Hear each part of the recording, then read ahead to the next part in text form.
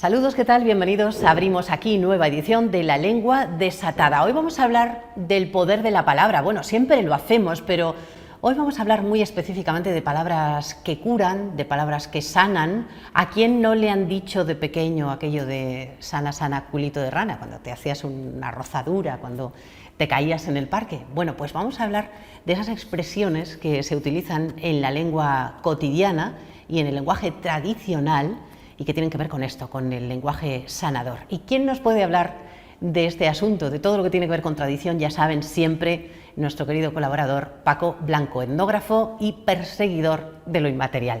Paco Blanco, ¿qué tal? ¿Cómo estás?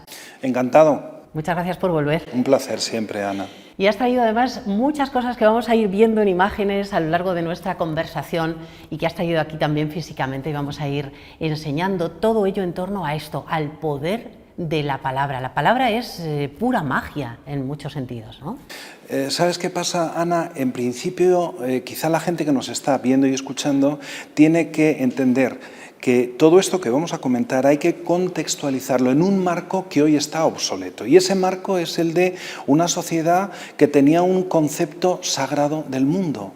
Y en ese concepto sagrado del mundo cabía el uso de la oración, el uso del ensalmo, el uso del conjuro, el uso del rezo, porque se entendía que esa palabra, al ser emitida, ya tenía en sí un poder mágico, un poder sobrenatural, conectado con lo religioso, conectado con el mundo mágico. Pero pronunciar esas palabras ya en sí tienen un poder. Eso hay que entenderlo, como bien dices, dentro de su contexto, como todas estas conversaciones que mantenemos contigo en este espacio, en La Lengua Desatada. Y no es lo mismo un conjuro y un ensalmo, ¿o sí? ¿O es más o menos lo mismo? A ver, conjuro es una palabra mucho más genérica. El ensalmo es un conjuro específico para curar o para tratar problemas de salud. De manera que cuando hablamos de ensalmo nos situamos, quedamos justamente en los límites del tema de la salud. Puede ser, generalmente suelen ser, digamos, palabras que se utilizan para curar, pero también pueden ser palabras que tienen que ver con la prevención, ¿vale? En este sentido sí me gustaría, si me permites, Ana, hacer una aclaración, y es que no pensemos que el uso de la palabra con este poder sobrenatural es un uso que se le otorga exclusivamente a la palabra. Quiero decir que habitualmente hay una aleación que se produce entre el uso de la palabra, sea un conjuro, sea un ensalmo, lo que sea, y un rito. A veces el rito, los signos, las señales que acompañan al uso de la palabra cierran el círculo mágico que hacen que esto funcione. Te pongo un ejemplo si te parece. Mira, una cosa que nosotros utilizábamos mucho de niño, y hoy en esto del ratoncito Pérez, todo esto que tanto se utiliza con los niños pequeños, pues para mí siempre resultó algo absolutamente ajeno. ¿Por qué? Porque a mí de niño me enseñaron que cuando se te caían los dientes de leche lo que tenías que salir, yo soy niño de pueblo, Ana, entonces estamos hablando de las casas pequeñas, de las casas bajas, de 1 o 2 plantas, teníamos que salir a la calle, ponernos de espalda a la casa. Por consiguiente, ya había que tener una actitud, no se podía hacer de cualquier manera. Cogíamos el diente que se nos había caído, lo lanzábamos por encima del hombro con fuerza al tejado y decíamos: diente podrido, para el tejado te tiro para que me salga otro más florido. O diente mellao, te tiro para el tejado para que me salga otro más pintado. Son variantes de lo mismo.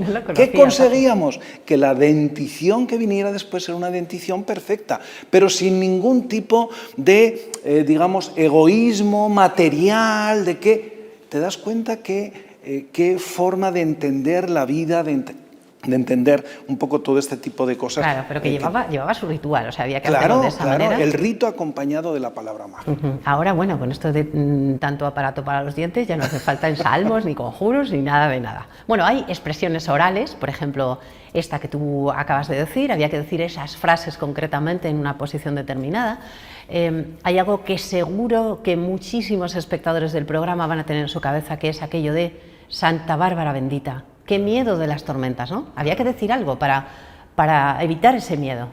Mira, la meteorología es un tema enormemente interesante. Además, te sugiero que a lo mejor podamos dedicar un día a hablar del tiempo. Vale. Fíjate que decir esto es Recojo el como guante. cuando uno no tiene nada que decir, habla del tiempo. Podemos hablarlo un día. La meteorología es un tema que está muy presente en la sociedad tradicional porque la preocupación por el tiempo para el campesino es una preocupación que está sustanciada en la necesidad de la supervivencia. Pues bien, la manera de intervenir, de intentar influir directamente en la meteorología entre los recursos tradicionales es muy abundante. La medición de campos es una manera de facilitar que haya una meteorología benigna. Cuando había sequía pertinaz se recurría a las rogativas. Cuando había un problema de que venía una tormenta o un nublado, para protegernos del aparato eléctrico, rezábamos la oración a Santa Bárbara bendita que en el cielo estás escrita. Bueno, también hay otra fórmula menos conocida que es una oración, un rezo a San Bartolomé. Es curioso, es menos conocido. ¿En las tormentas, dices? Sí, contra las tormentas. Pero te añado más, esa es la versión religiosa. Esto de religioso es relativo, porque la gente tampoco es consciente de que le está pidiendo a Santa Bárbara ayuda, Era ¿no? más superstición casi que, ¿no? Cree realmente que pronunciando esas palabras tienen este efecto protector o alejador de los nublados. Pero junto a esas oraciones a San Bartolomé o a Santa Bárbara había también una especie de conjuro que se acompañaba de un toque específico de campana. Las campanas se utilizaban, el sonido de la campana se utilizaba para mucho, y una de las cosas que la gente ha olvidado era el que llamaba el toque de tente nublo, que era un toque específico que se hacía cuando venía un nublado, una tormenta. En esos casos se solía acompañar el toque de tente nublo de un conjuro que tiene muchas variantes, pero que esencialmente el más conocido era detente nublado que vienes muy cargado, detente, no mates a la gente, ni tampoco al ganado. ¿Vale? Entonces esas palabras mágicas acompañadas del toque del tente nublo formaban esa aleación que comentábamos antes del rito con la palabra. Pero en el caso de la oración a Santa Bárbara solía acompañarse en las casas, si tú recuerdas, seguro que lo has vivido, Ana, y muchos de los telespectadores, se encendía la vela del monumento de la Semana Santa. Sí. O bien también a veces se encendía la vela que se utilizaba en la celebración del Día de las Candelas. La luz de esa vela sagrada con la emisión, el pronunciamiento de esa oración funciona de una manera, digamos, completa para el alejamiento de los nublados. Para que se vayan los nublados. Bueno, mi recuerdo con las tormentas tiene mucho que ver con una luz especial de vela, pero más que nada por el hecho de que había que apagarlo todo, había que desenchufarlo todo porque eso era peligrosísimo, ¿no? Cierto. Era lo que se temía en ese Claro, momento. yo tengo una experiencia personal, claro, como todas las experiencias personales son diferentes al resto. Mi madre, yo vivía en un cuartel, mi padre era guardia civil, vivíamos en un cuartel en el campo, y mi madre vio cómo un rayo mató a un guardia civil. Vaya. Y desde entonces, siendo yo, tendría 1 o 2 años, no lo sé, a los hijos nos guardaba y nos protegía de una manera que creó en nosotros un auténtico terror hacia las tormentas, que intentábamos un poco conjugar con el uso de estos recursos, ¿no? Bueno, era un miedo más fundado en este caso. Bueno, tengo otro ejemplo por el que te quiero preguntar, porque ayer preparando esta conversación contigo,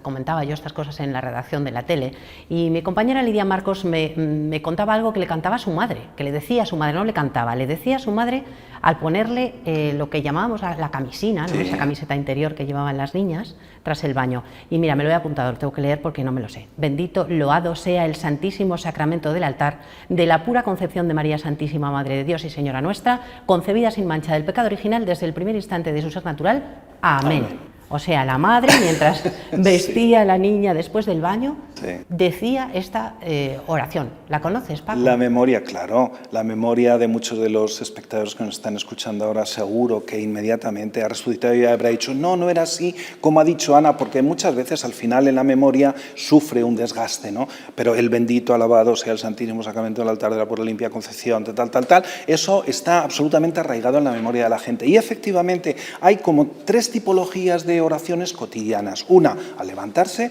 otra al acostarse, la del acostarse, ángel de mi guarda, dulce compañía, todo eso para protegernos durante el sueño, ¿no? En que parece que el individuo queda un poco a merced de fuerzas extrañas que puedan influirnos. Pero esta otra que has mencionado, lo que te decía Lidia, pues efectivamente era muy común cuando te cambiabas de ropa, cuando te vestías, lo de la camisina, tú lo asocias al ponerte te ponías la ropa y decías el bendito alabado mientras te estabas vistiendo, decías eso de alguna manera para, digamos, reforzar la protección que debe ir acompañando a la ropa que tú de alguna manera te protege del frío y te protege de las inclemencias. Bueno, su madre efectivamente tuvo que hacer memoria porque le salía la primera frase pero no las demás y después las recordó y me las mandó por escrito, así que muchas gracias desde aquí por traernos todos esos recuerdos.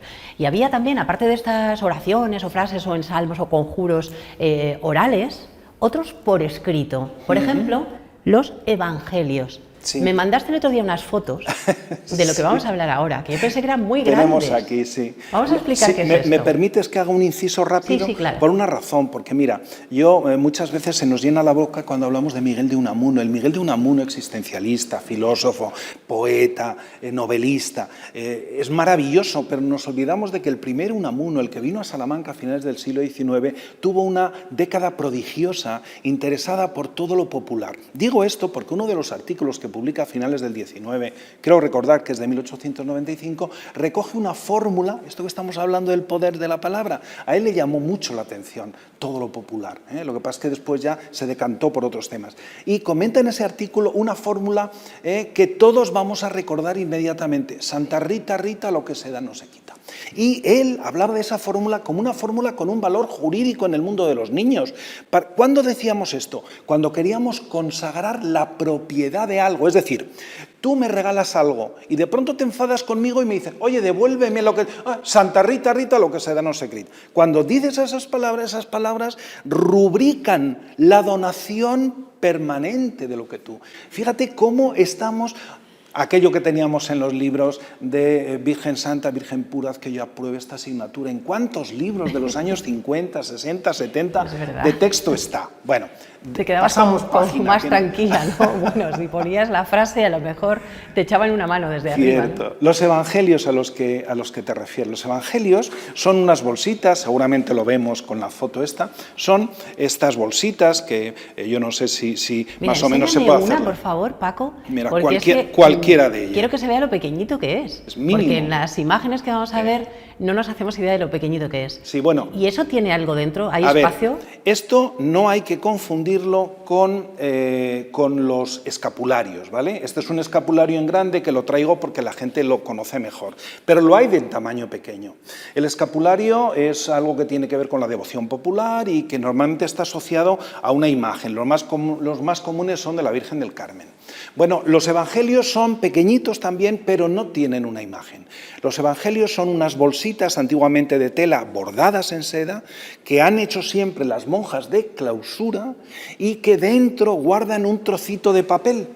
Concretamente, nunca se debe abrir. En los evangelios hay un tabú por el cual no se deben abrir, porque pierde el efecto. ¿Los has abierto aquí nada más? Yo lo abrí, bueno, porque como yo soy investigador, a mí se me está permitiendo. ¿A ti se te permite? Tengo bula para... Pero yo los he tocado, ¿eh? Pero bueno, yo soy amiga del investigador, no pasa nada. Claro. ¿Qué tienen estos papeles?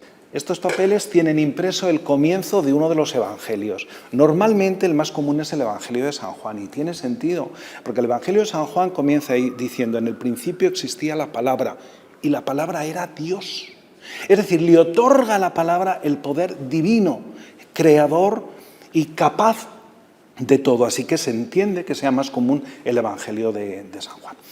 ¿Qué se hacía con estas bolsitas? Normalmente las madrinas de los niños iban a comprarlas cuando nacía el niño, iban a comprarlas a los conventos, a los monasterios, para regalárselas al niño, y se le colgaban al niño del cuello, del fajero, de la cuna, para que estuviera protegido, esencialmente contra el mal de ojo, el temor más grande que ha existido en cuanto a los niños. Este temor viene de un tiempo en el cual la mortalidad infantil era muy grande, ¿vale? Entonces, el sentido que tienen los evangelios, esas hojitas palabritas metidas en la bolsa es proteger contra el mal de ojo. O sea, llevaban unas palabritas escritas de un evangelio y eso ya les protegía. Ese sí que es el ¿Cierto? Poder tremendo de Claro, las es la palabras. palabra impresa, que no solo hay, aparece en otras manifestaciones, ¿no? Y es que además son preciosos esos evangelios y esas bolsitas que seguro que en muchas casas de los pueblos, en muchas casas de la provincia, pues se las habrán encontrado las personas. Y habrá gente que nos no ven. sepa ni qué es, o sea, Sí. o las habrá tirado o las guardará ahí, pero no tiene ni idea. Claro.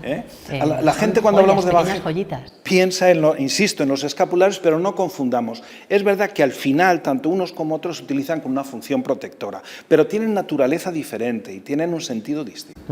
Esos son los evangelios. Y había otro elemento protector que es muy bonito, que es el pie de la Virgen. Y a mí esto me ha llamado especialmente la atención. Explícanos lo que es y luego te digo por qué me sorprende tanto. Muy conocido tiene la forma de una plantilla y dice, esta es la medida verdadera del pie de la Virgen María tomado no sé qué. Está impreso, en algunos casos manuscrito, y tiene la forma de una plantilla que la gente recortaba y era bastante común eso era un elemento devocional.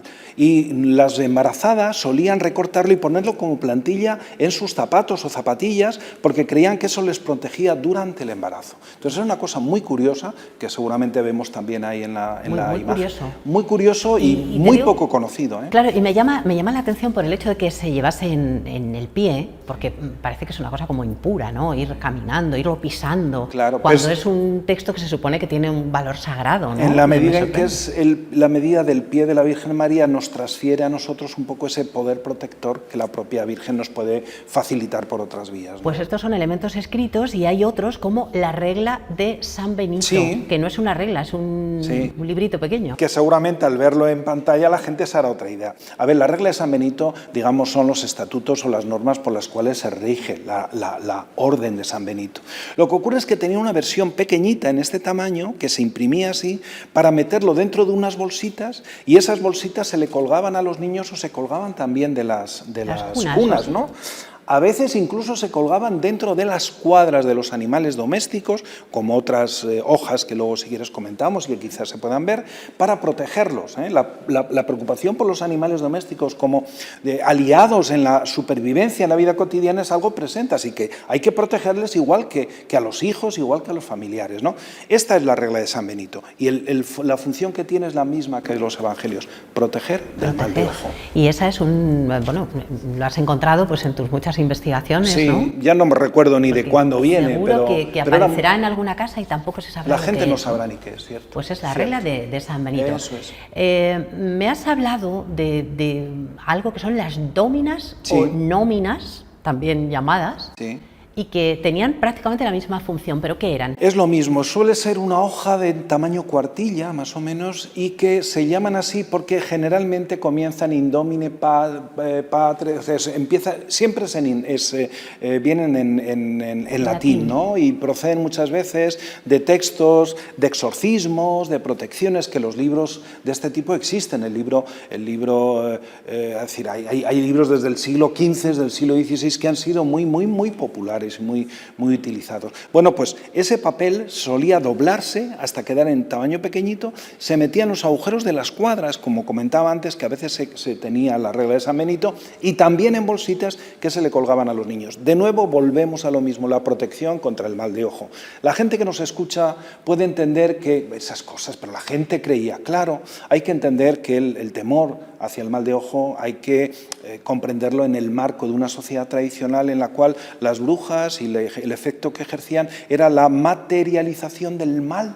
No tanto el demonio tiene presencia en lo popular, tienen presencia en las brujas. Ellas representan el mal, son personas cercanas que viven en la casa de al lado o en el barrio cercano. Y la protección contra ellas, digamos, es inacabable. Pues aquí vemos ejemplos clarísimos de ese poder de las palabras, ya sean dichas o ya sean escritas. También las casas, ojo, porque estamos hablando de proteger a sus habitantes, a los pequeños, a los niños.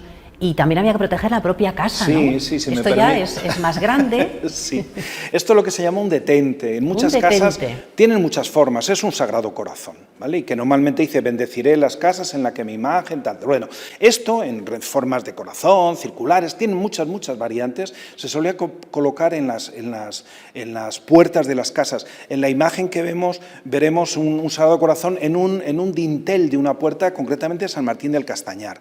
Entonces, la gente... es mucho más expresivo, ¿no? Porque dice detente demonio. Sí, vamos a ver. ¿no? Lo normal es que los detentes en tela, no tanto esto, los detentes en tela son los que suelen poner detente, el corazón de Jesús está conmigo.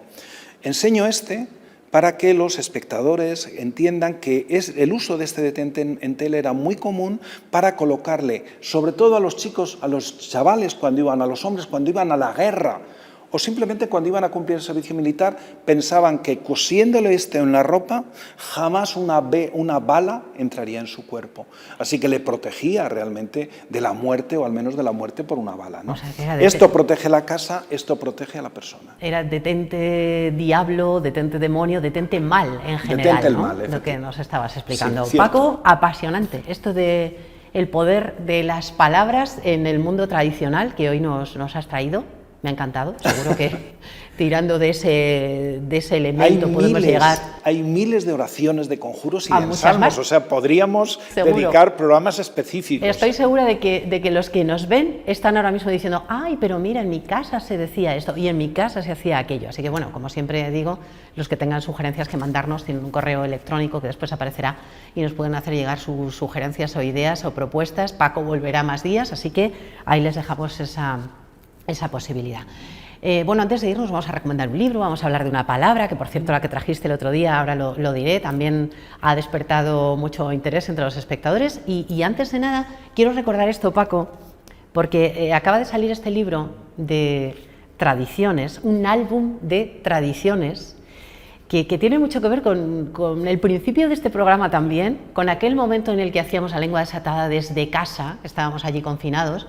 Y tú decidiste también, en ese momento, aparte de participar en el programa, ir contando tradiciones a través de Facebook, a través de las redes sociales. Hacías una pequeña publicación y ahora las has recogido todas aquí, que son preciosas. Cierto, ese es un proyecto del Instituto de las Identidades. Evidentemente yo formo parte del instituto y tengo que ver con el proyecto. ¿El director del instituto? Si no lo dije al principio. Cuando empezó el confinamiento nos pareció en Diputación, y así se lo planteamos al Diputado de Cultura, la posibilidad de plantear algo que ayudara a la gente a sobrellevar esas semanas. Y una cosa que se nos ocurrió fue utilizar nuestro archivo gráfico a través de las redes sociales, publicando día a día una fotografía conectada con algo que tuviera que ver con el mundo tradicional y un pequeño texto, muy sencillo, pero que ayudara a la gente a reflexionar sobre lo que esa foto contaba. Fueron 63 entregas y la gente, como lo llamamos álbum de tradiciones, decía, bueno, ¿y esto dónde se puede conseguir? Al cabo del tiempo, en el área de cultura se entendió que podía ser una buena idea y el Instituto de las Identidades de la Diputación al final ha hecho esta edición, que efectivamente ha salido unos días y que es perfecta. A mí me parece que es un librito para tener en la mesilla, ¿no? Que precioso. Lees un día un texto, ves una foto. Cortitas, en fin, la bendición de campos, los tejares, segadores, en fin, están muchísimas tradiciones y las fotos que las van ilustrando. Aquí queda, esta recomendación es mía, pero ahora te voy a pedir, como hago siempre, ya saben los espectadores, que abrimos esta sección del libro abierto a ver qué nos trae hoy Paco Blanco.